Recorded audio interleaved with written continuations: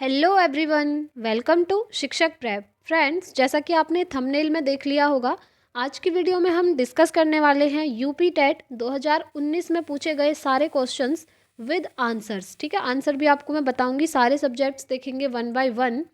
इससे पहले आपको फ्रेंड्स यूपी टेट का सिलेबस पता होना चाहिए, क्योंकि अभी 2023 चल रहा है और 23 में यूपी टेट होना है। ये मैंने आपको प्रीवियस वीडियो में बताया है। कब तक हो सकता है, कब तक नोटिफिकेशन आ सकता है, ये सारी चीज़ें मैंने मॉर्निंग में एक वीडियो डाली थी अप्रॉक्स 4 मिनट की, उसमें मैंने एक्सप्लेन किया है। चलिए, थोड़ा बहुत मैं बता देती हूँ, बट अगर आप डिटेल में जानना चाहते हैं तो उस वीडियो को जा कर के वॉच कर लीजिएगा। ठीक है, देखते हैं। देखिए, 2023 में आपका यूपी टेट होना है। इस यूपी टेट को कंडक्ट करवाने वाला है नया शिक्षा आयोग। ठीक है, और अभी नया शिक्षा आयोग का गठन हुआ नहीं है। जैसे ही नए शिक्षा आयोग का गठन हो जाएगा, उसके बाद आपका ये नोटिफिकेशन देखने को मिलेगा। फ्रेंड्स, आप मानकर चलिए कि मार्च तक आपको नोटिफिकेशन देखने को मिलेगा, क्योंकि अभी शिक्षा आयोग का गठन होने में भी थोड़ा बहुत टाइम लगेगा। ठीक है, फिर मार्च से अप्रैल तक, यानी कि 1 मंथ आपको पता ही है फॉर्म फिलअप करने के लिए मिलता है। पूरा ऑनलाइन प्रोसीजर होता है, आपका फ़ी सबमिट करना है, फॉर्म फिलअप करना है, सारी चीज़ें रहती हैं। तो आप ये मानकर चलिए मार्च तक आपका नोटिफिकेशन आ सकता है। एंड जैसे ही आपका यूपी टेट हो जाएगा फ्रेंड्स, उसके बाद इस बार सुपर टेट भी देखने को मिलेगा 2023 में। ठीक है, तो आप लोग अच्छे से यूपी टेट की प्रिपरेशन कीजिए एंड उसके बाद आप सुपर टेट देंगे। ठीक है, तो चलिए स्टार्ट करते हैं। इस वीडियो में इतना ही रखते हैं, और अगर आपको डिटेल में जानना है तो आप मॉर्निंग में जो वीडियो मैंने अपलोड की थी उसे जाकर ज़रूर देखिएगा। उससे आपको ये कंफर्म हो जाएगा कि एग्ज़ाम आपका कब तक हो सकता है। ठीक है, चलिए ये चीज़ें क्लियर हो गई। और फ्रेंड्स, अगर आप चैनल पर नए हैं तो चैनल को सब्सक्राइब कर लीजिए, ताकि आने वाली वीडियोस की नोटिफिकेशंस आपको मिलती रहें। जैसा कि पहले से जो स्टूडेंट्स इस चैनल से जुड़े हैं उन्हें पता है कि हमने सीटेट की प्रिपरेशन ऑलरेडी की हुई थी, और अभी जो अपकमिंग सीटेट आएगा उसकी प्रिपरेशन भी आपको इस चैनल के माध्यम से आराम से करवाई जाएगी, सारे सब्जेक्ट्स की वन बाय वन। ठीक है, तो आप लोग टेंशन मत लीजिएगा। चलिए स्टार्ट करते हैं। सबसे पहले हम देखेंगे बाल विकास एवं शिक्षण शास्त्र में आपसे कैसे क्वेश्चन पूछे गए, यानी कि सीडीपी में। सिलेबस मैंने आपके साथ डिस्कस किया हुआ है, और सिलेबस मैंने आई थिंक टेलीग्राम चैनल पर शेयर किया हुआ है। आप लोग टेलीग्राम ग्रुप को ज्वाइन कर लीजिएगा, वहाँ पर आपको नोट्स भी मिलते रहेंगे, और सिलेबस भी आप जा कर के वहाँ चेकआउट कर सकते हैं। ठीक है, तो चलिए स्टार्ट करते हैं। सबसे पहले हम देख लेते हैं आपसे बाल विकास में कैसे क्वेश्चन पूछे गए थे प्रीवियस ईयर। ठीक है, सारे प्रीवियस ईयर करेंगे वन बाय वन। तो चलिए देखते हैं। सबसे पहला क्वेश्चन है, कोहलर यह सिद्ध करना चाहता था कि सीखना, ऑप्शन ए है, एक ऐसी स्थिति है जिसमें व्यक्ति पशु से श्रेष्ठ है। ऑप्शन बी है, स्वायत्त यादृच्छिक क्रिया है। सी है, संज्ञानात्मक संकार्य है। या फिर परिस्थिति के विभिन्न अंगों का प्रत्यक्षीकरण है।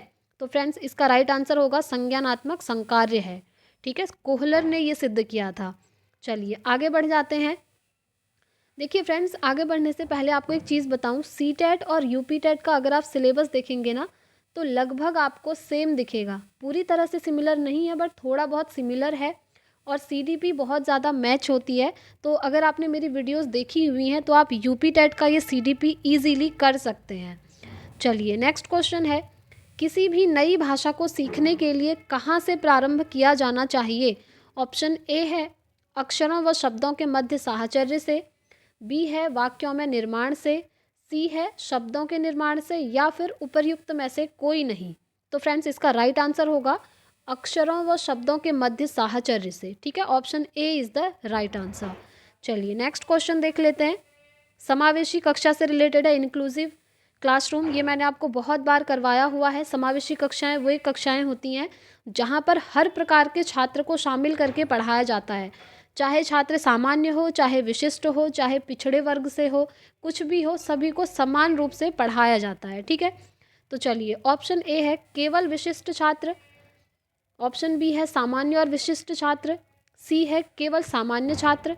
या फिर बहुभाषी और प्रतिभाशाली छात्र।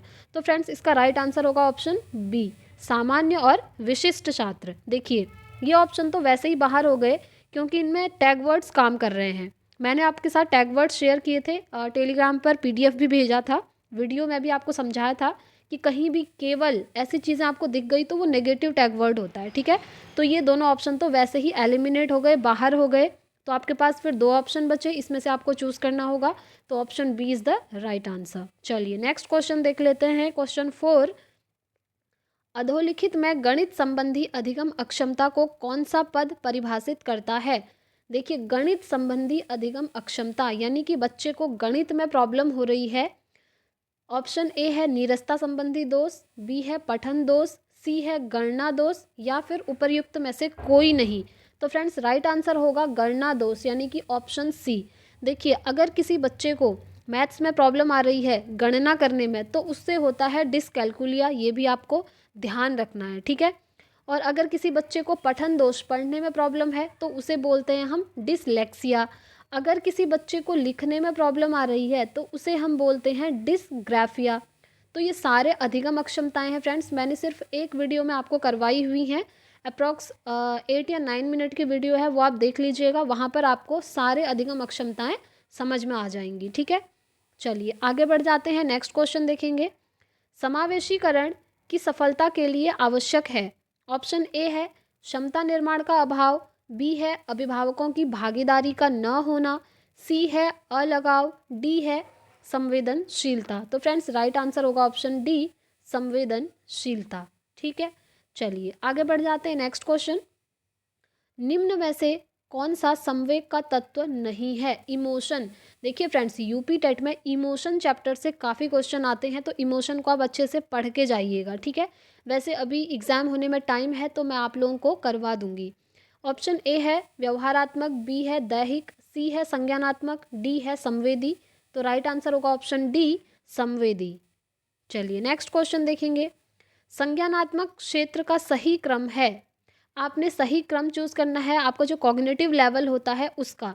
देखिए, ये क्वेश्चन देख करके आपको ब्लूम टैक्सोनॉमी याद आ गई होगी फ्रेंड्स। मैंने आपके साथ ब्लूम टैक्सोनॉमी शेयर की थी, ये सारी मैंने आपको अच्छे से समझाई हुई थी। इन्होंने लर्निंग के 3 आस्पेक्ट दिए थे, मैंने आपको बताया था, कैप से याद करवाया था mnemonic. C for cognitive, A for affective, P for psychomotor, ठीक है। इसमें जो सी है ना, कॉग्निटिव आस्पेक्ट, इसी को हम बोलते हैं संज्ञानात्मक क्षेत्र। इसी का आपको सही क्रम बताना है। मैंने आपको बताया हुआ था कि ये जो संज्ञानात्मक क्षेत्र है, इसमें 6 क्रम आते हैं। तो उन 6 क्रम को आपने सीरीज से लगाना है, आपने बताना है कौन सा होगा। अगर आपको याद है तो आप लोग कमेंट बॉक्स पे कमेंट कीजिएगा फ्रेंड्स। इसका राइट आंसर मैं आपको बता देती हूँ, सीधे सीधे ऑप्शन डी होगा। सबसे पहले ज्ञान आता है, नॉलेज, उसके बाद अंडरस्टैंडिंग होती है यानी कि अवबोध आता है, उसके बाद अप्लाइंग आता है, अप्लाई करना यानी कि अनुप्रयोग करना, उसके बाद विश्लेषण किया जाता है यानी कि सिंथेसिस किया जाता है, एनालिसिस किया जाता है, उसके बाद सिंथेसिस करेंगे यानी कि संश्लेषण करेंगे, एंड देन लास्ट में हम इवैल्यूएशन करते हैं, मूल्यांकन करते हैं, ठीक है।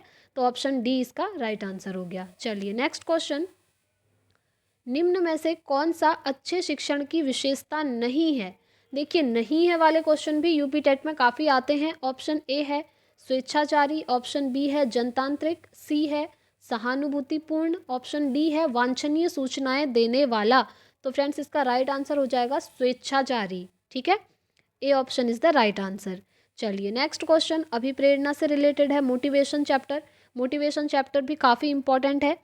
देखिए, मोटिवेशन में एक डेफिनेशन है, motivation is the national highway of learning. सीखना जो है, अभिप्रेरणा जो है सीखने के लिए राष्ट्रीय राजमार्ग है। ये डेफिनेशन किसने दी थी, ये आप मुझे कमेंट बॉक्स पे बताएंगे फ्रेंड्स, ठीक है।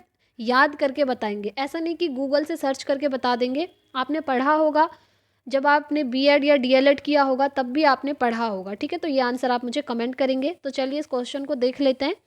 अभिप्रेरणा का प्रत्याशा सिद्धांत किसके द्वारा दिया गया है? तो इसका राइट आंसर होगा विक्टर ब्रूम, ठीक है, इन्होंने ये दिया है। चलिए आगे बढ़ जाते हैं, नेक्स्ट क्वेश्चन। अग्रिम व्यवस्थापक प्रतिमान किस परिवार से संबंधित है? ऑप्शन, इसमें ऑप्शन देख लेते हैं। ऑप्शन ए और बी यहाँ पर मैंने नहीं लिए हैं, ऑप्शन सी और डी आपको बता देती हूँ, सूचना प्रक्रियाकरण, या फिर ऑप्शन डी है व्यवहार परिमार्जन। तो इसका राइट आंसर है फ्रेंड्स सूचना प्रक्रियाकरण, ठीक है।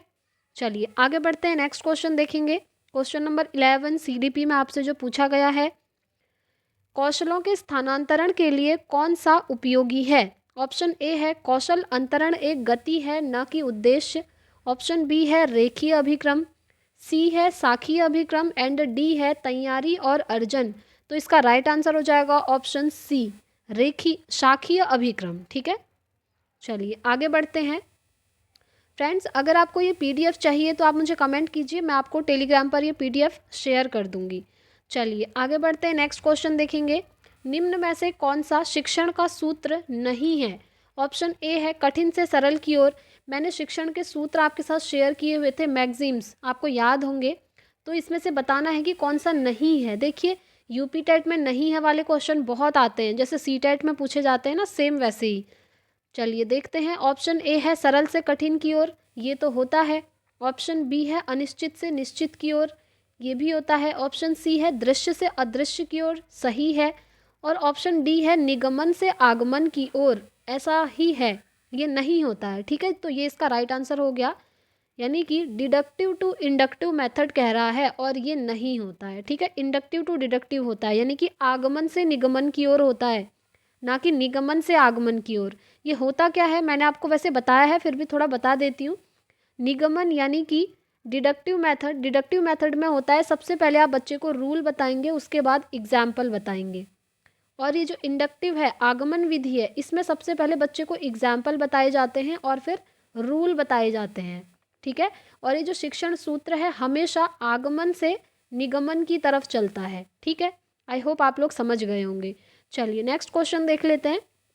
सूक्ष्म शिक्षण से रिलेटेड है, माइक्रो टीचिंग। सूक्ष्म शिक्षण चक्र का प्रथम पद कौन सा है? प्रतिपुष्टि, शिक्षण, योजना बनाना या प्रस्तावना।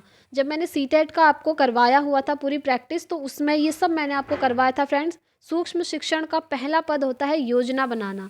ये क्वेश्चन तो आप वैसे भी कर जाएंगे सूक्ष्म शिक्षण में, क्योंकि कोई भी चीज़ हम स्टार्ट करते हैं तो सबसे पहले क्या करते हैं, प्लानिंग बनाते हैं कि हमको क्या करना है, योजना बनाते हैं, है ना। तो सी इज़ द राइट आंसर। चलिए नेक्स्ट क्वेश्चन देख लेते हैं। निम्न में से कौन सा अवबोध स्तर के शिक्षण में शामिल है? ऑप्शन ए है पृथक्करण, बी है अनुप्रयोग, सी है तुलना, डी है अन्वेषण। तो इसका राइट आंसर होगा अन्वेषण, ऑप्शन डी। चलिए नेक्स्ट क्वेश्चन।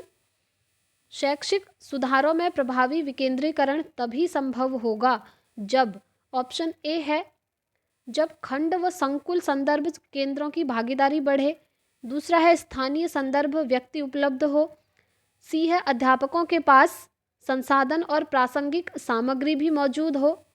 सही उत्तर चुनें। ओके, देख लेते हैं। देखिए, इसमें से दिया हुआ है ऑप्शन फर्स्ट एंड थर्ड सही होगा, या फिर फर्स्ट एंड सेकंड ऑप्शन सही होगा, या फिर सेकंड और थर्ड ऑप्शन सही होगा, या फिर फर्स्ट सेकंड थर्ड तीनों ही सही होंगे। तो आपको इसमें से चूज़ करना है। तो इसका राइट आंसर हो जाएगा कि ये तीनों ही सही होंगे। ठीक है, ये आप ध्यान रखेंगे, यानी कि option D is the right answer. चलिए आगे बढ़ जाते हैं, नेक्स्ट क्वेश्चन देखते हैं कैसा पूछा गया आपसे प्रीवियस ईयर 2019 में। देखिए 16th क्वेश्चन है, एक छात्र पढ़ रहा है, उसका नाम लेकर किसी ने बुलाया, निम्न में से किस संवेदना द्वारा वह छात्र अपनी अनुक्रिया प्रकट करेगा? ऑप्शन ए है दृष्टि संवेदना, बी है स्पर्श संवेदना, सी है ध्वनि संवेदना, डी है प्रत्यक्षण संवेदना। तो फ्रेंड्स इसका राइट आंसर होगा ऑप्शन सी, ध्वनि संवेदना। ठीक है, चलिए आगे बढ़ जाते हैं। फ्रेंड्स, अगर आप में से कोई भी सीटेट की प्रिपरेशन करना चाहते हैं ना अपकमिंग, तो आप चैनल को सब्सक्राइब कर लीजिएगा, क्योंकि आपकी प्रिपरेशन बेस्ट तरीके से करवाई जाएगी। ठीक है, चलिए देखते हैं 17th क्वेश्चन। पियाजे के सिद्धांत के अनुसार प्राक संक्रियात्मक अवस्था की अवधि क्या है? ऑप्शन ए है 4 से 8 साल, जन्म से 2 साल, 2 से 7 साल, या फिर 5 से 8 साल। तो इसका राइट आंसर आपने बताना है, वो होगा 2 से 7 साल। ठीक है, पियाजे की थ्योरी मैंने आपको अच्छी तरह से करवाई हुई थी, जिसका न्यूमोनिक भी मैंने आपको याद करवाया था फ्रेंड्स, SPCF करके। S for sensory motor, P for pre operational, C for concrete operational and F for formal operational. ठीक है, अब देखिए ये कितने कितने वर्ष के होते हैं ये भी मैंने बताया था, और साथ ही इनकी कैरेक्टरिस्टिक्स भी आपको पढ़नी है। ठीक है, पढ़कर जानी है, क्योंकि इंपॉर्टेंट है यूपी टेट के लिए भी। जैसे बच्चे के अंदर ऑब्जेक्ट परमानेंस कौन सी स्टेज में आता है, सेंसरी मोटर की स्टेज में आ जाता है। ठीक है, तो ये सारी चीज़ें आप हम 1 by 1 थ्योरी में करेंगे, अभी हम सिर्फ क्वेश्चंस डिस्कस कर लेते हैं। चलिए नेक्स्ट क्वेश्चन जो आपसे पूछा गया, निम्न में से कौन सी बाद की बाल्यावस्था के बौद्धिक विकास की विशेषता नहीं है? नहीं है पूछ रहा है, ठीक है। भविष्य की योजना की सूझबूझ, विज्ञान की काल्पनिक कथाओं में अधिक रुचि, बढ़ती हुई तार्किक शक्ति या फिर काल्पनिक भयों का अंत। तो इसका राइट आंसर हो जाएगा ऑप्शन ए, भविष्य की योजना की सूझबूझ। ठीक हो गया। चलिए आगे बढ़ते हैं, नेक्स्ट क्वेश्चन। इनमें से कौन मनोवैज्ञानिक भाषा विकास से संबंधित हैं? पावलव, बिने, और ऑप्शन देख लेते हैं। ऑप्शन सी है चॉम्स्की एंड ऑप्शन डी है मैस्लो। तो इसका राइट आंसर हो जाएगा चॉम्स्की, ठीक है, ऑप्शन सी। चलिए नेक्स्ट क्वेश्चन देख लेते हैं, 20th क्वेश्चन। थॉर्नडाइक ने अपने सिद्धांत को किस शीर्षक से सिद्ध किया है? ऑप्शन ए है संज्ञानात्मक अधिगम, बी है अधिगम के प्रयास एवं भूल, सी है संकेत अधिगम, या फिर स्थान अधिगम। ये क्वेश्चन तो बहुत इजी है फ्रेंड्स। अधिगम के प्रयास एवं भूल, ये आपने पढ़ा होगा। ये सिद्धांत trial and error theory Thorndike की है ना। ये क्वेश्चन तो ये चैप्टर आई थिंक बीएड में भी है। तो option B is the right answer. चलिए आगे बढ़ जाते हैं। आपने सारे याद रखने हैं, ठीक है। ऐसा नहीं कि थॉर्नडाइक का पढ़ लिया तो आपका काम चल जाएगा। आपने याद रखना है, जैसे पावलव हैं, उन्होंने किस पर किया था? कुत्ते पर प्रयोग किया था, है ना। ऐसे ही कोहलर हैं चिंपैंजी पर। तो ये सब आपने याद रखने हैं। चलिए ये सब हम थ्योरी में पढ़ेंगे बाद में। नेक्स्ट क्वेश्चन देख लेते हैं। क्वेश्चन नंबर 21 क्या कह रहा है? गिरोह अवस्था किस आयु वर्ग एवं विलंब विकास से संबंधित है? ऑप्शन देखेंगे 16 से 19 वर्ष एवं नैतिकता, बी है 3 से 6 वर्ष एवं भाषा, सी है 8 से 10 वर्ष एवं सामाजिकरण, डी है 16 से 19 वर्ष एवं संज्ञानात्मक। तो इसका राइट आंसर हो जाएगा friends option C, 8 to 10 year एवं सोशलाइजेशन। ठीक है, चलिए आगे बढ़ जाते हैं। इससे कुछ क्वेश्चन याद आए फ्रेंड्स। जो एडोलेसेंस की स्टेज होती है ना, किशोरावस्था, वो आप ज़रूर पढ़ लीजिएगा क्योंकि उससे भी काफ़ी क्वेश्चन बनते हैं। जैसे स्टेनली हॉल ने एडोलेसेंस को क्या कहा है? तूफान और तनाव की अवस्था। किशोरावस्था नामक बुक भी स्टेनली हॉल ने लिखी है। और ये जो स्टेज है इसको एरिक एरिक्सन क्या कहते हैं? आइडेंटिटी क्राइसिस, पहचान का संकट आता है बच्चे में। तो ये सारी चीज़ें भी इम्पॉर्टेंट हैं 2023 यूपी टेट के लिए, ठीक है, यूपी टेट के लिए। चलिए आगे बढ़ जाते हैं। नेक्स्ट क्वेश्चन, क्वेश्चन नंबर 22 है। पियाजे के अनुसार संज्ञानात्मक विकास की तृतीय अवस्था निम्न में से कौन सी है? देखिए कितने इजी इजी क्वेश्चन पूछे जा रहे हैं। आपसे सीक्वेंस पूछ लिया है अब। देखिए ऑप्शन ए है औपचारिक संक्रियात्मक अवस्था, बी है पूर्व संक्रियात्मक अवस्था, सी है मूर्त संक्रियात्मक अवस्था एंड डी है संवेदनात्मक गामक अवस्था। तो इसका राइट आंसर होगा ऑप्शन सी, मूर्त संक्रियात्मक अवस्था। ये मैंने आपको न्यूमोनिक से याद इसीलिए करवाया था ताकि आपको सीक्वेंस याद रहे, ठीक है। इसमें जो 3rd नंबर पे है ना सी, कॉन्क्रीट ऑपरेशनल, इसी को हिंदी में बोलते हैं मूर्त संक्रियात्मक की अवस्था। ठीक, ये आपको ध्यान रखना है। चलिए आगे बढ़ जाते हैं। नेक्स्ट क्वेश्चन, क्वेश्चन नंबर 23 है। निम्न में से अधिगम में योगदान देने वाले मनोवैज्ञानिक कारकों में कौन सा शामिल नहीं है? अधिगम की इच्छा ये तो शामिल होता है, प्रेरणा भी शामिल है, रुचि भी शामिल है, बट विषय वस्तु का स्वरूप ये शामिल नहीं है। ठीक है, तो नहीं पूछा है, यही इसका राइट आंसर हो जाएगा ऑप्शन डी। चलिए नेक्स्ट क्वेश्चन, क्वेश्चन नंबर 24 है। निम्न में से सामाजिक मूल्य कौन सा है? सहायतापरक व्यवहार, प्राथमिक लक्ष्य, मूल प्रवृत्ति या आक्रामकता की आवश्यकता। तो इसका राइट आंसर हो जाएगा ऑप्शन ए, सहायतापरक व्यवहार। चलिए आगे बढ़ते हैं। क्वेश्चन नंबर 25 है। पश्च अन्वेषण तथा साधन साक्ष्य विश्लेषण निम्न में से किसके उदाहरण हैं? स्वतः शोध के, एल्गोरिदम के, मानसिक वृत्ति के या प्रकार्यात्मक स्थिरता के। तो राइट आंसर हो जाएगा स्वतः शोध के, option A is the right answer. Next question, question number 26 है। सीखने के वक्र अभ्यास द्वारा सीखने की मात्रा, गति और प्रगति की सीमा को ग्राफ पर प्रदर्शित करते हैं। यह वाक्य किसने कहा है? किसने कहा है बताइए? स्किनर, रॉस, एबिंगहर्स या फिर इनमें से कोई नहीं। तो option D is the right answer, इनमें से कोई नहीं। ठीक है, चलिए आगे बढ़ेंगे। निम्न में से कौन सा थॉर्नडाइक के अधिगम के प्राथमिक नियमों में शामिल नहीं है? अभ्यास का नियम, प्रभाव का नियम, तत्परता का नियम, ये तीनों तो शामिल हैं फ्रेंड्स। आपने पढ़े होंगे थॉर्नडाइक ने अधिगम के जो प्राथमिक नियम बताए थे 3, वो यही थे। पहला था अभ्यास का नियम, दूसरा प्रभाव का नियम और तीसरा तत्परता का नियम। बट जो ऑप्शन ए में लिखा है ना, साहचर्यात्मक स्थानांतरण का नियम, तो यह नियम प्राथमिक नियमों में शामिल नहीं है। ठीक है, इसीलिए ऑप्शन ए यहाँ पर राइट आंसर हो गया। चलिए नेक्स्ट क्वेश्चन। अनुकूलित अनुक्रिया सिद्धांत किसके अनुकूलन पर बल देता है? ऑप्शन ए है तर्क, बी है व्यवहार, सी है चिंतन एंड डी है अभिप्रेरणा। तो इसका राइट आंसर हो जाएगा व्यवहार, यानी कि बिहेवियर। अनुकूलित अनुक्रिया सिद्धांत व्यवहार के अनुकूलन पर बल देता है। चलिए आगे बढ़ते हैं। क्वेश्चन नंबर 29 है, क्रिया प्रसूत अनुबंधन का दूसरा नाम बताइए। समीपस्थ अनुबंधन, नैमित्तिक अनुबंधन, प्राचीन अनुबंधन या चिन्ह अनुबंधन। तो राइट आंसर होगा ऑप्शन बी, नैमित्तिक अनुबंधन। चलिए आगे बढ़ते हैं। 30th क्वेश्चन एंड ये लास्ट क्वेश्चन है, सीडीपी में पूछा गया। इसके बाद हम डिस्कस करेंगे हिंदी में आपसे कौन कौन से क्वेश्चन पूछे गए हैं वो देखेंगे। तो लास्ट क्वेश्चन देखते हैं सीडीपी का, क्वेश्चन नंबर 30th। निम्न में से कौन सी अधिगम की एक विशेषता नहीं है? देखिए नहीं है वाले क्वेश्चन बहुत पूछे जा रहे हैं। पहला है अधिगम का अवलोकन प्रत्यक्ष रूप से किया जाता है। दूसरा है अधिगम व्यवहार में अपेक्षाकृत स्थायी परिवर्तन है। सी है अधिगम प्राणी की अभिवृद्धि है, या फिर अधिगम एक लक्ष्योन्मुख प्रक्रिया है। तो राइट आंसर होगा ऑप्शन ए, अधिगम का अवलोकन प्रत्यक्ष रूप से किया जाता है। ठीक है, ये इसकी विशेषता नहीं है। चलिए अब हम डिस्कस करते हैं फ्रेंड्स हिंदी में आपसे कैसे क्वेश्चन पूछे गए, चलिए देखते हैं।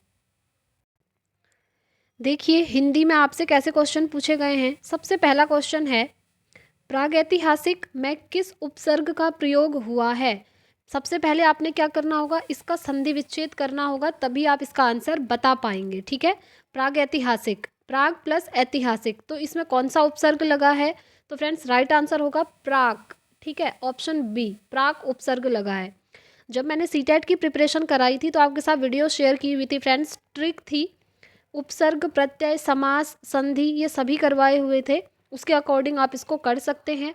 नेक्स्ट देखेंगे, नेक्स्ट क्वेश्चन, तुलसीदास किसकी कविता है?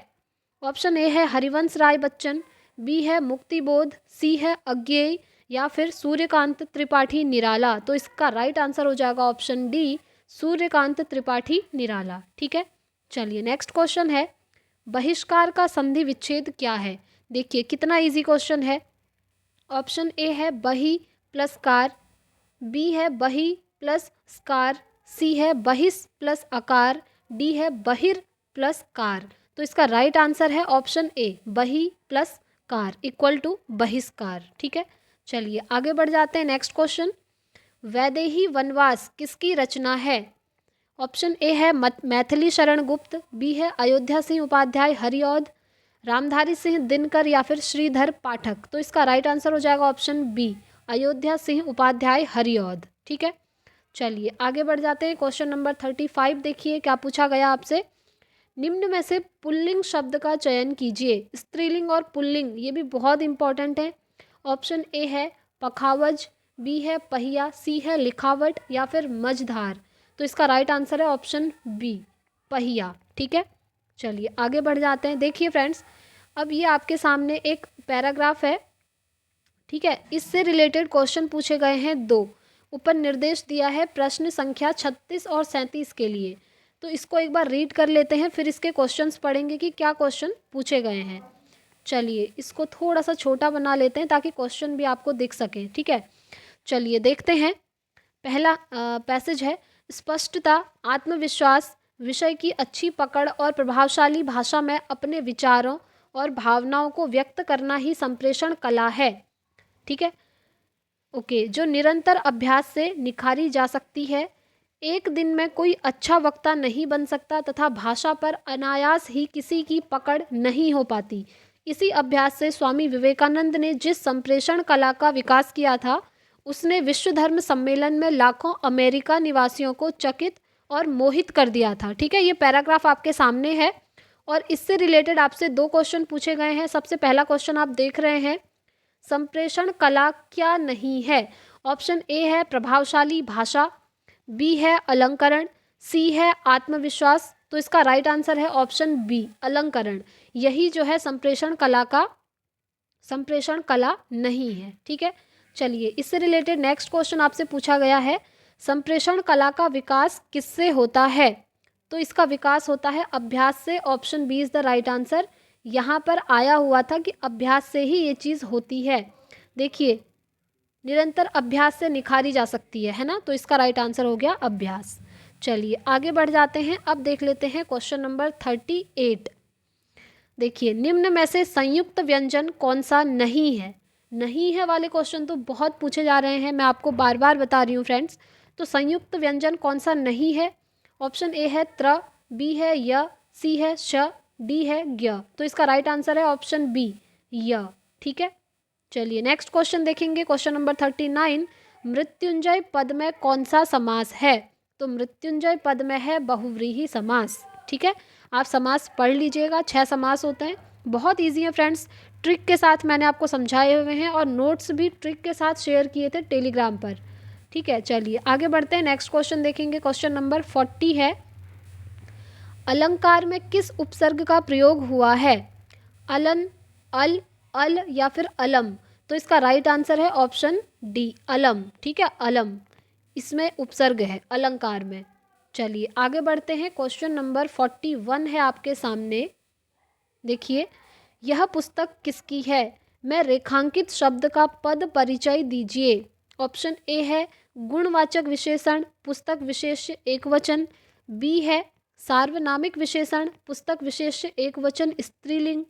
सी है सर्वनाम एकवचन स्त्रीलिंग एंड डी है संबोधन अव्यय। तो फ्रेंड्स, इसका राइट आंसर है ऑप्शन नंबर बी सार्वनामिक विशेषण, पुस्तक विशेष्य एकवचन स्त्रीलिंग। ठीक है, चलिए आगे बढ़ जाते हैं।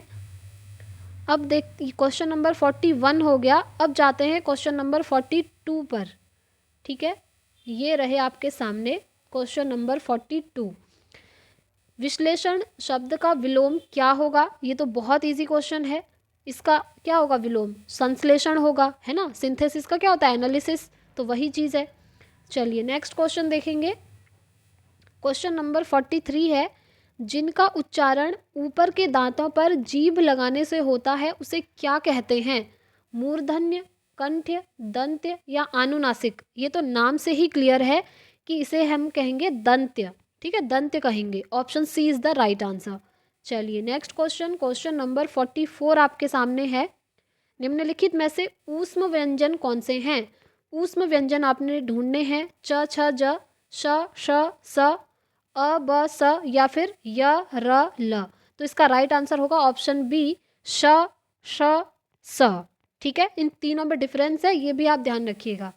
नेक्स्ट क्वेश्चन, क्वेश्चन नंबर 45 है, अत्यधिक शब्द का विलोम क्या होगा? तो ऑप्शन ए है अनधिगत, बी है अत्यल्प, सी है अत्याधिक या फिर अनधीन। तो राइट आंसर होगा ऑप्शन बी अत्यल्प। ठीक है, अत्यधिक का विलोम अत्यल्प। चलिए अब बढ़ेंगे क्वेश्चन नंबर 46 की तरफ। देखते हैं क्या पूछा गया है। रित का विलोम क्या है? ऑप्शन ए है विकीर्ण, अनृत, वक्र या फिर अनैक्य। तो इसका राइट आंसर होगा ऑप्शन बी अनृत। ठीक है, चलिए नेक्स्ट क्वेश्चन देखेंगे। क्वेश्चन नंबर 47, संकल्प शब्द में उपसर्ग बताइए। कितना इजी क्वेश्चन है। देखिए, संकल्प सन, सक, सम या फिर संक। तो राइट आंसर होगा इसका ऑप्शन बी सम। ठीक है, सम प्लस कल्प इक्वल टू संकल्प। आप लोग हो सकता है सन कर दें, तो सन नहीं होता है। ठीक है, आप हमेशा क्या करेंगे, जो भी आपको शब्द दिया रहेगा ना फ्रेंड्स, अगर उसमें उपसर्ग पूछ लिया, संधि पूछ लिया, कुछ भी पूछ लिया, सबसे पहले आप उसको विग्रह करेंगे, यानी कि उसको ब्रेक करेंगे। सम प्लस कल्प इक्वल टू होता है संकल्प। तो इसमें जो प्रथम पद होता है ये हमेशा उपसर्ग होता है, ये मैंने आपको बताया है। तो इसमें उपसर्ग हो गया सम। ठीक है, ऑप्शन बी। चलिए आगे बढ़ जाते हैं। नेक्स्ट क्वेश्चन, क्वेश्चन नंबर 48 है, मुझसे खड़ा भी हुआ नहीं जाता, इस वाक्य का वाच्य क्या है? कृतवाच्य, भाववाच्य, कर्मवाच्य या फिर अन्य? Option B is the right answer, भाववाच्य। ठीक है, वो अपना भाव प्रकट कर रहा है कि मुझसे खड़ा भी हुआ नहीं जाता, तो भाववाच्य है। चलिए नेक्स्ट क्वेश्चन, क्वेश्चन नंबर 49, तद्भव और उसके तत्सम का कौन सा मेल गलत है?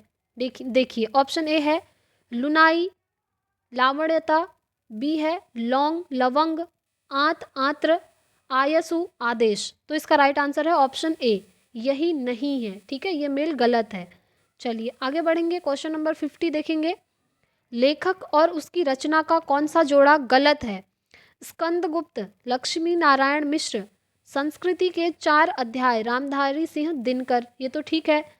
रसज्ञ रंजन, आचार्य महावीर प्रसाद द्विवेदी, सही है। अशोक के फूल, आचार्य हजारी प्रसाद द्विवेदी, ठीक है। तो इसका राइट आंसर हो जाएगा ऑप्शन ए, स्कंदगुप्त लक्ष्मी नारायण मिश्र, यह जोड़ा गलत है। ठीक है, चलिए आगे बढ़ते हैं। क्वेश्चन नंबर 51 आपके सामने। कवि और उसकी रचना का कौन सा जोड़ा सही नहीं है? ऑप्शन ए है परिमल सूर्यकांत त्रिपाठी निराला, बी है शिवराज भूषण भूषण, शब्द रसायन देव, उद्धव शतक, भारतेंदु हरिश्चंद्र। तो फ्रेंड्स यही जोड़ा यहाँ पर सही नहीं है, option D is the right answer. ठीक है, चलिए आगे बढ़ते हैं। क्वेश्चन नंबर 52 देखिए। लेखक और उसकी कृति के युग में कौन सा युग्म गलत है? देखिए नहीं, गलत, अशुद्ध, इस टाइप के क्वेश्चन यूपी टेट में मोस्टली आते हैं, आप देख भी रहे होंगे इस सेट में। ठीक है, ऑप्शन ए है आर्यों का आदि देश डॉक्टर संपूर्णानंद, दूसरा है बोलगा से गंगा राहुल सांकृत्यायन, ऑप्शन सी है सूरज का 7वां घोड़ा धर्मवीर भारती, या फिर दर्शन दिग्दर्शन रामचंद्र शुक्ल। तो इसका राइट आंसर होगा दर्शन दिग्दर्शन रामचंद्र शुक्ल। ठीक है, चलिए आगे बढ़ते हैं। Question number 53। विराम चिन्ह की दृष्टि से कौन सा वाक्य अशुद्ध है? हाँ मेरा यही विचार है, वह ईमानदार परिश्रमी कर्मठ और मृदुभाषी है, उसके पास धन वैभव नौकर चाकर आदि सभी कुछ था। आप हमारे घर आना चाहते हैं तो आइए, ठहरना चाहते हैं तो ठहरिए। तो इसका राइट आंसर है ऑप्शन ए, हाँ मेरा यही विचार है। ठीक है, चलिए आगे बढ़ते हैं। क्वेश्चन नंबर 54 देखिए। कौन सा शब्द भिन्न अर्थ और प्रकृति का है? ऑप्शन ए है सनातन, ऑप्शन बी है चिरंतन, अदर ऑप्शन देख लेते हैं। क्वेश्चन नंबर 54 का सी इधर मिलेगा, ये रहा, ऑप्शन सी है शाश्वत एंड ऑप्शन डी है अधुनातन। तो इसका राइट आंसर यही है फ्रेंड्स, ऑप्शन डी अधुनातन। ठीक है, चलिए आगे बढ़ते हैं। क्वेश्चन नंबर 55 देखिए। अर्वाचीन शब्द का विलोम अधुनातन, प्राचीन, अद्यतन या सनातन? राइट आंसर है प्राचीन, ऑप्शन बी। ठीक है, चलिए नेक्स्ट क्वेश्चन, क्वेश्चन नंबर 56। व्याकरण की दृष्टि से कौन सा शब्द अशुद्ध है? बताइए। विभीषण, ये तो एकदम शुद्ध है, गृहिणी, ये भी एकदम शुद्ध है, जगत गुरु, ये भी शुद्ध है, बट विरहणी जो लिखा है ये अशुद्ध है, यही इसका राइट आंसर हो गया। नेक्स्ट क्वेश्चन, क्वेश्चन नंबर 57 देखिए। निम्न में से कौन सा युग्म गलत है? मुट्ठी गरम करना, रिश्वत देना, ये तो सही है।